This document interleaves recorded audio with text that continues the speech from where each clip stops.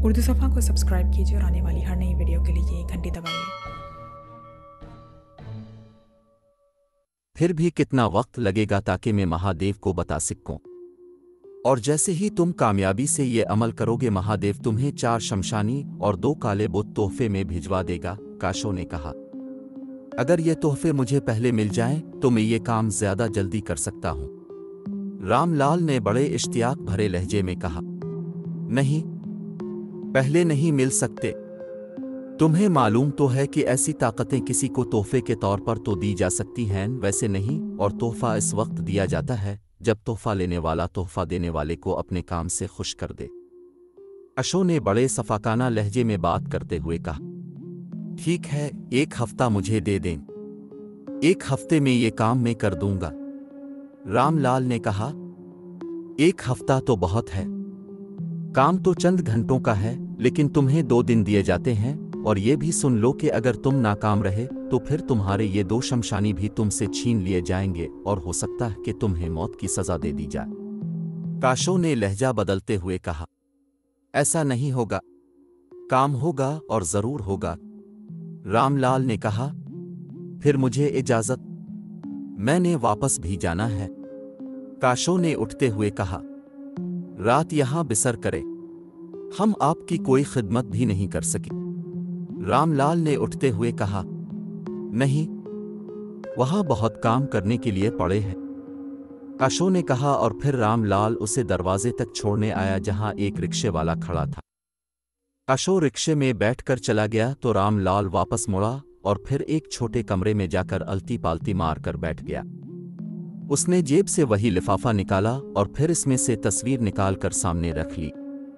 लंबी सी जहाजी साइज की कार तेजी से मुड़ती हुई एक मंदिर की वसी व अरीज उमराय में दाखिल हुई और एक साइड पर बने हुए बरामदे के सामने रुक गई। बरामदे में मौजूद 2 पुजारी तेजी से बरामदे की सीढ़ियां उतरकर कार की तरफ बढ़े। इस कार में से एक लंबे कद और भारी जिस्म का आदमी उतरा जिसने मकामी लिबास पहना हुआ था। अब देवराज हैं महान? एक पुजारी ने आगे बढ़कर बड़े मुअद्दिबाना लहजे में कहा, हाँ, और मैंने पंडित कृष्ण से मिलना है। इस आदमी ने इस बात में सर हिलाते हुए कहा, आपके इस्तकबाल के लिए तो पंडित जी ने हमें आपके पास भेजा है। आप आ सकते हैं। पंडित जी आपका स्वागत करने के लिए बेकरार है, इस पुजारी ने कहा। और फिर एक पुजारी देवराज के आगे और एक पुजारी उसके पीछे मुअद्दिबाना अंदाज में चलने लगा। मुख्तलिफ तंग और तारीक राहदारियों से गुजरने के बाद वो एक कमरे के बंद दरवाजे पर रुक गए। आप आ सकते हैं महाराज, आगे चलने वाले पुजारी ने एक तरफ देखते हुए कहा तो देवराज ने इस बात में सर हिलाया और फिर आगे बढ़कर उसने दरवाजे पर जोर डाला तो दरवाजा बेआवाज खिलता चला गया। देवराज अंदर दाखिल हुआ तो सामने दीवार पर नस्ब एक बहुत बड़े बुत के कदमों में अलती पालती मारे सिया रंग के कपड़े पर एक बूढ़ा आदमी बैठा हुआ था। इस आदमी की भनवें तक सफ़ेद थीं। उसने सर पर मखसूस अंदाज की पगड़ी बांधी हुई थी। देवराज ने आगे बढ़कर प्रणाम किया और फिर इस आदमी के इशारे पर उसके सामने ही कपड़े पर मुअद्दिबाना अंदाज में बैठ गया। इसके अकब में दरवाज़ा बंद हो गया तो पहले से बैठे हुए आदमी ने साइड पर पड़े हुए एक सिया रंग के प्याले से मुट्ठी भर दाने साथ बड़ी अंगीठी में डाल दिए। चिड़चिड़ाहट की आवाज़ के साथ ही अंगीठी से धुआं निकलकर हर तरफ फैलने लगा जिसमें नामानूस सी बदबू थी।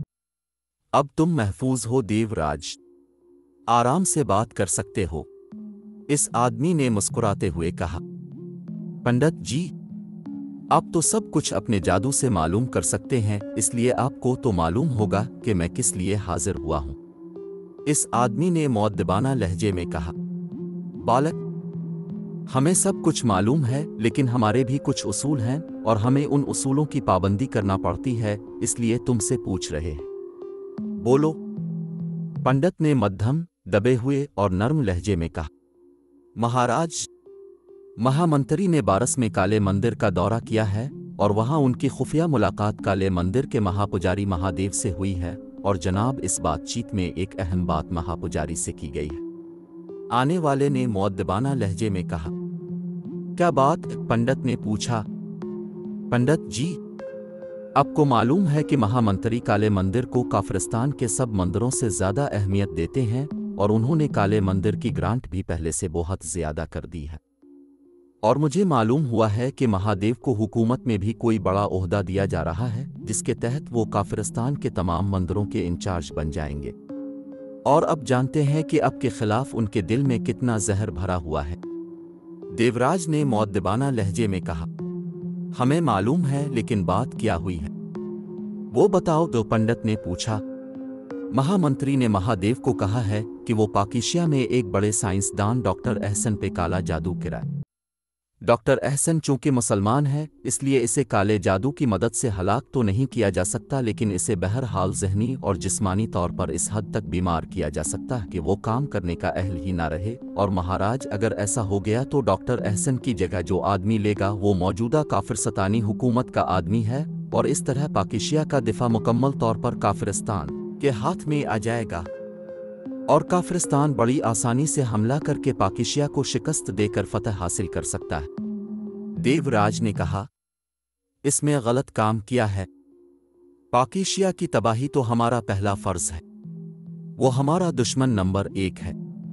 पंडित ने कहा, महाराज, आप सियासी खेल को नहीं समझ रहे। आपको मालूम है महाराज कि मेरा ताल्लुक हिज़्ब इख्तिलाफ की पार्टी से है। अगर महामंत्री इस सिलसिले में कामयाब हो गया तो उसकी पार्टी न सिर्फ जिंदा जावेद हो जाएगी, बल्कि हमेशा के लिए काफिरस्तानियों के लिए पसंदीदा पार्टी बन जाएगी, और हमारा तो सियासत से नामो निशान तक मिट जाएगा। इसलिए हम चाहते हैं कि महामंत्री इस काम में कामयाब ना हो सके। अलबत्ता जब हम बरसरे इक़्तिदार आ जाएं तो ये काम हम कराएं। देवराज ने जवाब देते हुए कहा, तुम ठीक कहते हो देवराज, लेकिन तुमने आने में देर कर दी। पंडित ने एक तवील सांस लेते हुए कहा, मुझे आज ही पता चला है तो मैं हाजिर हुआ हूं। देवराज ने कहा, महादेव बेहद तेज और शातिर आदमी है। उसने फौरी तौर पर पाकिस्तान के इलाके ताजपुरा में, जहां वो मुसलमान डॉक्टर एहसन रहता है, अपना नुमाइंदा भेजा है, और उसने वहां के एक पुजारी और काले जादू के आमिल को लालच देकर इस बात पर आमादा कर लिया है कि वो इस डॉक्टर एहसन को बीमार कर दे। और ये भी बता दूं कि तुम जब यहाँ पहुंचे हो तो इस वक्त डॉक्टर एहसन पर काले जादू का अमल हो चुका था, और डॉक्टर एहसन ऐसी बीमारी में मुब्तला हो चुका है जिसको दुनिया का कोई वैद्य, कोई डॉक्टर ठीक नहीं कर सकता। वो इस तरह सिसक सिसक कर मर जाएगा। पंडित ने बताया, महाराज, क्या आप इसका उपाय नहीं कर सकते? आप काफिरस्तान के बड़े पुजारी हैं। देवराज ने मिन्नत भरे लहजे में कहा, कर तो सकता हूं, लेकिन इसका इल्म महादेव को हो जाएगा और वो महामंत्री को बता देगा, और महामंत्री हमारे खिलाफ हो गया तो हम कहीं के ना रहेंगे। पंडित ने कहा, कोई ऐसा उपाय करें कि पंडित जी के सांप भी मर जाए और लाठी भी ना टूटे। देवराज ने बड़े मिन्नत भरे लहजे में कहा, अगर ऐसा हो भी जाए तो इससे आपको क्या फ़ायदा होगा, क्योंकि ये कोई ऐसा काम नहीं है कि काफिरस्तानी अवाम महामंत्री के खिलाफ खड़े हो जाएंगे। ये तो इंतहाई खुफिया काम है और बज़ाहिर उसका कोई ताल्लुक हुकूमत से नहीं है। पंडित ने पूछा, एक काम तो आप कर सकते हैं कि डॉक्टर एहसन का नायब, जिसका नाम डॉक्टर करीम है, जो काफिरस्तानियों का ख़ास आदमी है, इसलिए कि वो मुस्तकिल तौर पर क्रीमिया में सेटल होना चाहता है, और काफिरस्तानियों ने इससे वादा किया है कि वो इसे न सिर्फ क्रीमिया में रहाइश पजीर करा देंगे, बल्कि इतनी दौलत भी देंगे कि वो बाकी सारी उम्र लॉर्ड्स की तरह गुजार सकेगा। और डॉक्टर करीम को अब फौरी तौर पर इस तरह बीमार कर दें कि वो भी डॉक्टर एहसन की तरह हो जाए और महामंत्री के किसी काम ना आ सके। देवराज ने कहा, इसके बाद तीसरा आदमी आ जाएगा। दौलत किसे पसंद नहीं होती? पंडित ने कहा, नहीं, इस डॉक्टर करीम के अलावा और कोई आदमी ऐसा नहीं है। इस तरह हुकूमती पार्टी वो फ़ायदा हासिल न कर सकेगी जो वो हासिल करना चाहती है, और आप पर भी कोई हर्फ नहीं आएगा। देवराज ने कहा, हाँ, ऐसा हो सकता है। अच्छी तजवीज़ है, लेकिन मुझे क्या मिलेगा? पंडित ने कहा, जो आप तलब करें। हाँ, जब हमारी पार्टी बरसरे इक़्तिदार होगी तो आपको बड़े से बड़ा ओहदा भी दिया जा सकता है। देवराज ने मसर्रत भरे लहजे में कहा, 10 लाख रुपए लूंगा नकद। बोलो, दोगे? पंडित ने कहा, मैं तो पूरी तैयारी से आया हूं। देवराज ने उठते हुए कहा, कहाँ जा रहे हो? पंडित ने गरजदार लहजे में कहा। बाहर मेरी कार में बैग मौजूद है, वो लेने जा रहा हूं। देवराज ने कहा, बैठो, हम मंगवा लेते हैं। पंडित ने कहा तो देवराज बैठ गया। पंडित ने ताली बजाई तो दरवाजा खुला और एक पुजारी अंदर दाखिल हुआ। देवराज जी से चाबी लो और उनकी कार में मौजूद बैग ले आओ, पंडित ने तहक्कुमाना लहजे में कहा। तो वो पुजारी देवराज की तरफ मुड़ा तो देवराज ने इसे चाबी दे दी। डिग्गी खोलकर इसमें सिया रंग का बैग है, वो ले आओ, देवराज ने कहा। तो पुजारी सर हिलाता हुआ वापस मुड़ गया। एक बात का ख्याल रखें पंडित जी। चंद लम्हों की खामोशी के बाद देवराज ने कहा तो पंडित चौंक पड़ा। वो क्या? पंडित ने चौंक कर कहा, डॉक्टर करीम पर ऐसा हाथ डालें कि महादेव के साथ साथ कोई और भी इसे ठीक न कर सके, क्योंकि महादेव को बहरहाल ये तो मालूम हो जाएगा कि ये काम आपने किया है। इसलिए अगर वो खुद कुछ न कर सका तो वो महामंत्री को बता देगा, और महामंत्री अब जैसे किसी और पंडित को अपाय का कह सकता है और अब पर भी दबाव डाल सकता है।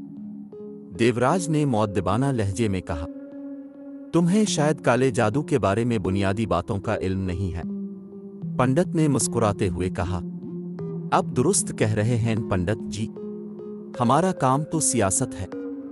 देवराज ने भी मुस्कुराते हुए जवाब दिया, तो सुनो, इस डॉक्टर अहसन पर भी महादेव ने खुद कोई काम नहीं किया, क्योंकि काले जादू का बुनियादी उसूल है कि अगर रास्ते में दरिया आ नहर आ जाए तो उसके असरात ज़ाइल हो जाते हैं। इसलिए महादेव ने पाकिशिया में इस इलाके में रहने वाले एक आमिल से कहा है, वो ये काम करे तो उसे तोहफे में काले जादू की ताकतें बख्श दी जाएंगी, और ये काम किसी और आमिल ने किया है। इसका नाम रामलाल है और वो पाकिशिया दारुल हुकूमत के ताजपुरा इलाके में रहता है, और वो एक बहुत ही छोटा और मामूली सा आदमी है। पंडित ने कहा, क्या आप भी उसे ही कहीं गए? देवराज ने वो चौरास महल के नीचे बने हुए तहखानों में अपने पुजारियों के साथ रहते हैं। उनकी ज़बान से निकला हुआ एक हर्फ हुकूमतों को बदल सकता है, मगर वो सिर्फ काले जादू के मामलात पर नज़र रखते हैं और किसी से नहीं मिलते, और उनकी मर्जी के बगैर कोई आदमी उन्हें मिल भी नहीं सकता। और तुम्हें मालूम होगा कि ये चौरास महल में बगैर इजाज़त दाखिल होने वाला फौरी तौर पर उसकी ताकतों की भींत चढ़ जाता। पंडित ने बताया, मैं इसलिए पूछ रहा था कि कहीं महामंत्री अमरदेव से रुजू ना कर लें। देवराज ने कहा, नहीं, ऐसा मुमकिन ही नहीं है। वहां ताकतों के हिसार हैं। वहां 4 हिसार हैं। पहला हिसार शमशानियों का है, जो सबसे ज्यादा ताकत रखते हैं। दूसरा हिसार बैरों का है, जो इससे ज्यादा ताकतें रखते हैं। तीसरा हिसार उन बदरूहों का है जो अमरदेव के कब्जे में आ जाती हैं और ये सबसे ताकतवर होती हैं। और चौथा और आखिरी हिसार कालगियों का है।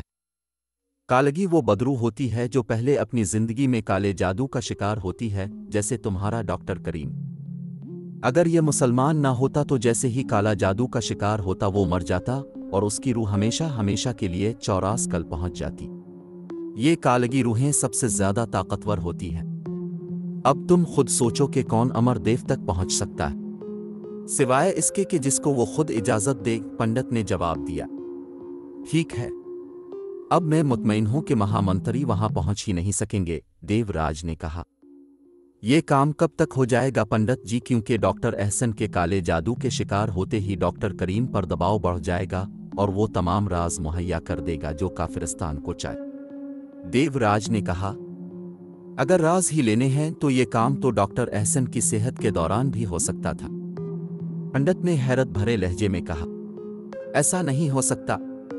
राज डॉक्टर अहसन के कब्जे में है और जब हुकूमत इसकी तरफ से मायूस हो जाएगी तो फिर वो डॉक्टर करीम को इसकी जगह देंगे और फिर उन राज को कंट्रोल में लेने के लिए खुसूसी कार्रवाई पाकिशिया के कोई बड़े साइंसदान हैं वो करेंगे।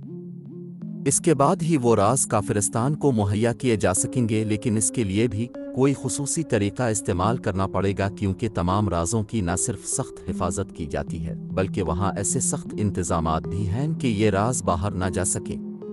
लेकिन डॉक्टर करीम जब खुद इंचार्ज होगा तो फिर उसके लिए मसला ना होगा, और ऐसा होने से पहले इसे बीमार हो जाना चाहिए। देवराज ने कहा, तुम फिक्र मत करो, आज रात ही मेरा नुमाइंदा पाकिशिया में मेरे मातहत आमिल तक पहुंच जाएगा और फिर जैसे ही डॉक्टर करीम को काले जादू का शिकार करेगा वो नुमाइंदा इसे हलाक करके वापस आ जाएगा। ज्यादा से ज्यादा 2 रोज में काम हो जाएगा, पंडित ने कहा। तो देवराज उठा और उसने अदब से पंडित को प्रणाम किया और वापस मुड़कर दरवाजे की तरफ बढ़ता चला गया। सियाबेग जो अब खासा हल्का हो चुका था उसके हाथ में था और उसके चेहरे पर इत्मीनान की झलकियां नुमायां थीं, क्योंकि एक लिहाज से इसने प्राइम मिनिस्टर की पार्टी की साजिश को नाकाम बना दिया था। इमरान फ्लैट के ड्राइंग रूम में बैठा हुआ था। इसके चेहरे पर गहरी संजीदगी के तासुरात नुमायां थे। वो अभी स्पेशल अस्पताल से वापस आया था, जबकि सुलेमान शॉपिंग करने गया हुआ था। इमरान के चेहरे के तासुरात बता रहे थे कि वो किसी गहरी सोच में गर्क है कि वो बेइख्तियार चौंक पड़ा, क्योंकि उसे बैरूनी दरवाज़ा खुलने की आवाज़ सुनाई दी। तो वो समझ गया कि आने वाला सुलेमान है जो शॉपिंग करके वापस आया होगा। सलाम साहिब, आप कब आ गए? सुलेमान ने ड्राइंग रूम के दरवाजे पर शापर रखते हुए कहा। उसके हाथ में शापर थे। अभी चंद लम्हे पहले आया हूं, इमरान ने संजीदा लहजे में जवाब देते हुए कहा। क्या हाल है सुपर फयाज का? सुलेमान ने पूछा। इसका हाल अच्छा नहीं है, इमरान ने एक तवील सांस लेते हुए कहा। तो सुलेमान के चेहरे पर भी गहरी संजीदगी तारी हो गई। मैं आपके लिए चाय लाता हूं, सुलेमान ने कहा और आगे बढ़ गया, जबकि इमरान होंठ बंद किए हुए बैठा हुआ था कि फ़ोन की घंटी बज उठी। तो इमरान ने हाथ बढ़ाकर रिसीवर उठा लिया। यस अली, इमरान बोल रहा हूं, इमरान ने संजीदा लहजे में कहा। इमरान बेटे, फयाज बेटे का क्या हाल है? मैं जोड़ों के दर्द की वजह से इसे पूछने नहीं जा सकी, जबकि सलमा ने मुझे बताया है कि तुम अस्पताल बाकायदगी से जाते हो। दूसरी तरफ से इमरान की अम्मा बी की आवाज़ सुनाई दी। अम्मा बी, इसकी हालत ठीक नहीं है और सबसे बड़ा मसला यह है कि इसका मर्ज किसी डॉक्टर की समझ में नहीं आ रहा। आप उसके लिए दुआ करें, इमरान ने सलाम करते हुए कहा। वो अल्लाह ताला अपना फजल करेगा, वो रहीम व करीम है, वो उसकी सेहत के लिए कोई ना कोई रास्ता निकालेगा। मैंने रात ख्वाब देखा कि सलमा मुझे मिठाई दे रही है और बेहद खुश है। मैं दुआ तो करती रहती हूँ, तुम मुझे रोज़ाना बता दिया करो, क्योंकि सलमा तो बात कम करती है और रोने ज़्यादा लग जाती है और मेरा दिल कहता है बेचारी के छोटे छोटे बच्चे हैं, अल्लाह ताला इसका सुहाग कायम रखे। अम्मा बी ने सलाम का जवाब देते हुए कहा। इंशाअल्लाह अम्मा बी, आपकी दुआ ज़रूर अल्लाह ताला के यहाँ कबूल हो गई, इमरान ने कहा। अल्लाह हाफिज, दूसरी तरफ से कहा गया और फिर उसके साथ ही राब्ता ख़त्म हो गया। तो इमरान ने रिसीवर रख दिया। इसी लम्हे सुलेमान चाय का कप उठाकर अंदर दाखिल हुआ और उसने चाय इमरान के सामने रख दी। अगर आप इजाज़त दें तो मैं सैयद चिराग शाह साहिब के पास हो आऊं। वो अगर दुआ करेंगे तो मुझे यकीन है कि अल्लाह ताला अपने नेक बंदों की दुआएं फौरी कबूल करता है। सुलेमान ने कहा, अगर दुआओं से सेहत हो जाती तो सारे अस्पताल बंद हो चुके होते, तमाम डॉक्टर्स भूखे मर जाते। जब तक फयाज की बीमारी समझ नहीं आएगी, जब तक उसका इलाज दुरुस्त तरीक़ा से नहीं हो सकेगा और जब तक सही इलाज नहीं होगा, बीमारी भी ख़त्म नहीं हो सकती, इमरान ने मुंह बनाते हुए जवाब दिया। इस्माइल की बीवी भी तो बज़ाहिर बीमार थी, बड़े से बड़े डॉक्टर का इलाज करा लिया उन्होंने, लेकिन आराम ना आया। शाह साहिब ने दुआ भी की और इलाज भी बता दिया। अब वो हर लिहाज से सेहतमंद है और इस्माइल को एक बड़ी फर्म में ज़्यादा तनख्वाह पर नौकरी भी मिल गई है। अब वो लोग खुशो खुर्रम जिंदगी गुजार रहे हैं। सुलेमान ने कहा, तुम कहना क्या चाहते हो? तुम्हारा मतलब है कि फयाज पर भी काला जादू किया गया है?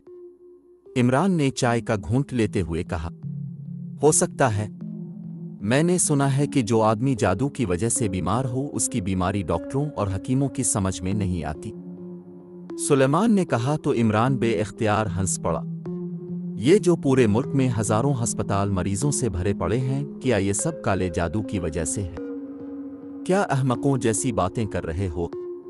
इमरान ने मुंह बनाते हुए कहा। मैं आपके सामने शाह साहिब को फ़ोन करता हूं, कम से कम तसल्ली तो हो जाएगी कि ये बीमारी है या कुछ और है। सुलेमान अपनी बात पर मिसर रहा। ओके, मैं खुद बात करता हूं। तुम्हारी बात दुरुस्त है कि तसल्ली हो जाएगी। मेरी नहीं तुम्हारी, इमरान ने कहा और फिर रिसीवर उठाकर उसने तेजी से नंबर प्रेस करने शुरू कर दिए। आखिर में उसने लाउडर का बटन भी प्रेस कर दिया। दूसरी तरफ घंटी बजने की आवाज़ सुनाई दी।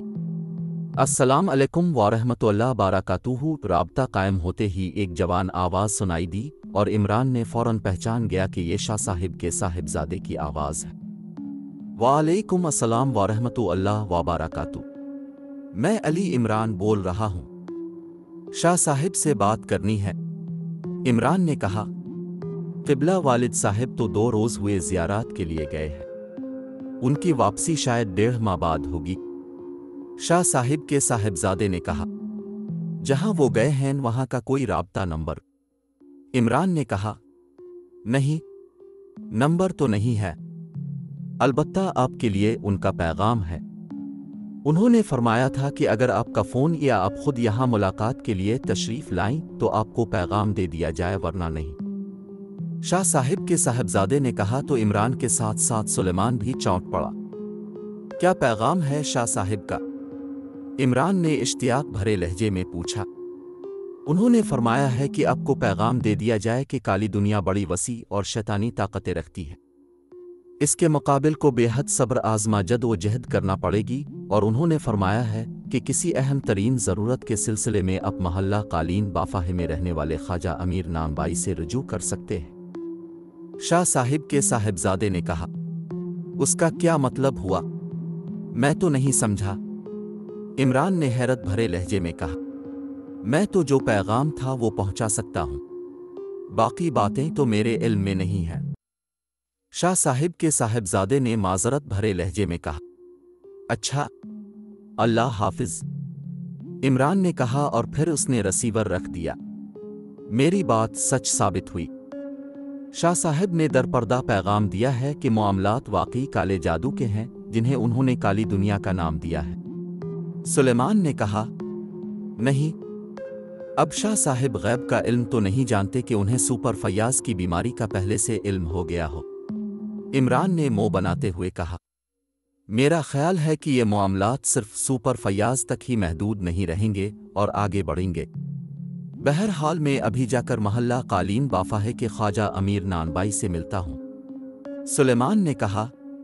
उन्होंने मुझे पैगाम दिया है, तुम्हें नहीं, और चूंकि मैंने भी ये महल्ला नहीं देखा हुआ इसलिए तुम मेरे साथ चल सकते हो। चलकर इस नानबाई को भी देख लें, इमरान ने कहा और उसके साथ ही वो उठ खड़ा हुआ। थोड़ी देर बाद इसकी कार तेजी से दारुल हुकूमत के एक नवाही इलाके की तरफ बढ़ी चली जा रही थी जहां कदीम महल्ला जात वाक़े थे और बकौल सुलेमान महल्ला कालीन बाफाही वहीं था। तकरीबन 1 घंटे की ड्राइविंग के बाद वो एक गुंजान आबाद इलाके में दाखिल हो गए। कार रोक दें, मैं ख्वाजा साहिब का पता मालूम कर लूं, सुलेमान ने कहा। तो इमरान ने इस बात में सर हिलाते हुए कार एक साइड पर करके रोक दी। सुलेमान नीचे उतरा और कुछ फासले पर मौजूद एक किराने की दुकान की तरफ बढ़ गया। चंद लम्हों बाद वो वापस आया और कार का दरवाज़ा खोलकर अंदर बैठ गया। आगे चलते जाएं। सड़क जैसे ही बाईं हाथ मुड़ेगी हम महल्ला कालीन बाफाहे के मैन बाजार में पहुंच जाएंगे। वहाँ ख्वाजा अमीर नानबाई की मशहूर दुकान है, सुलेमान ने कहा। तो इमरान ने इस बात में सर हिलाया और फिर कार आगे बढ़ा दी। थोड़ी देर बाद वो नानबाई की दुकान के करीब पहुंच गए। इमरान ने साइड पर मौजूद एक खुले प्लाट में कार रोकी और फिर वो दोनों नीचे उतरे। इमरान ने कार लॉक की और वो दोनों नानबाई की दुकान की तरफ बढ़ गए। नानबाई की दुकान के फ्रंट पर 4 बड़े बड़े देगनुमा दिए चूल्हों पर चढ़े हुए थे। उनके पीछे एक ऊंचे स्टूल पर एक आदमी बहुत से लोगों को उन दीगचों से मुख्तलिफ सालन निकाल कर दे रहा था, जबकि अंदर कुर्सियों और बच्चों पर लोग बैठे खाना खा रहे थे। जबकि दुकान के आखिर में एक पुराना सा काउंटर पड़ा था जिसके पीछे एक सफ़ेद बालों और सफ़ेद दाढ़ी वाला आदमी हुक्के की नाल मुंह में लगाए इसे मुसलसल गुड़गड़ाई जा रहा था। ख्वाजा साहिब कौन है? इमरान ने इस आदमी से पूछा जो सालन दे रहा था। मेरे वालिद साहिब हैं, अंदर काउंटर पर बैठे हैं, इस आदमी ने जवाब दिया। तो इमरान साइड में बनी हुई सीढ़ियां चढ़कर दुकान के अंदर चला गया। इसके पीछे सुलेमान भी था। ख्वाजा नानबाई वैसे ही मुसलसल हुक्का गिड़गिड़ाने में लगे हुए थे। अस्सलामु अलैकुम। इमरान ने काउंटर के करीब जाकर कहा तो ख्वाजा नानबाई ने चौंक कर उसकी तरफ देखा। बाकी खाने वालों ने भी चौंक कर इमरान और सुलेमान की तरफ देखा। मुझे सैयद चिराग शाह साहिब ने भेजा है। मेरा नाम अली इमरान है। इमरान ने कहा, जी मैं क्या कर सकता हूँ? ख्वाजा साहिब ने हुक्के का तवील किश लेते हुए बड़े बेनियज़ाना लहजे में कहा तो इमरान इस तरह चौंक पड़ा जैसे ख्वाजा साहिब का जवाब इसकी तवक्को के बिल्कुल बरक्स हो, क्योंकि इसने देखा कि बड़े बड़े रूहानी लोग भी सैयद चिराग शाह साहिब का बेहद एहतराम करते थे, जबकि ख्वाजा नानबाई पर उनके नाम का मामूली सा असर भी नहीं पड़ा था। जनाब, वो खुद ज़ियारत पर गए हैं और उन्होंने पैगाम दिया है कि ज़रूरत पड़ने पर अब से रुजू किया जा सकता है। इमरान ने कहा, तो फिर क्या ज़रूरत आन पड़ी है जो यहाँ आ गए हो? बैठो, खाना खाओ और मैं क्या कर सकता हूँ? ख्वाजा साहिब ने मुँह बनाते हुए कहा। ख्वाजा साहिब, शाह साहिब ने काली दुनिया का हवाला दिया है और हमारा एक दोस्त अचानक ऐसी बीमारी में मुब्तला हो गया है कि डॉक्टरों को उसकी बीमारी का इल्म ही नहीं हो रहा और इसकी हालत बेहद ख़राब है। इसलिए आपके पास हाजिर हुए हैं कि आप कम अज़ कम हमें ये तो बता दें कि हमारे दोस्त को बीमारी है या नहीं। अगर नहीं है तो क्या है? सुलेमान ने आगे बढ़कर इंतहाई मुअद्दिबाना लहजे में कहा तो ख्वाजा साहिब ने इसकी बात का जवाब देने की बजाय हुक्का गुड़गुड़ाना शुरू कर दिया। गुलाम हुसैन बेटा, अचानक उन्होंने हुक्के की नालमों से अलहदा करते हुए कहा। Like, comment, share, press the bell icon.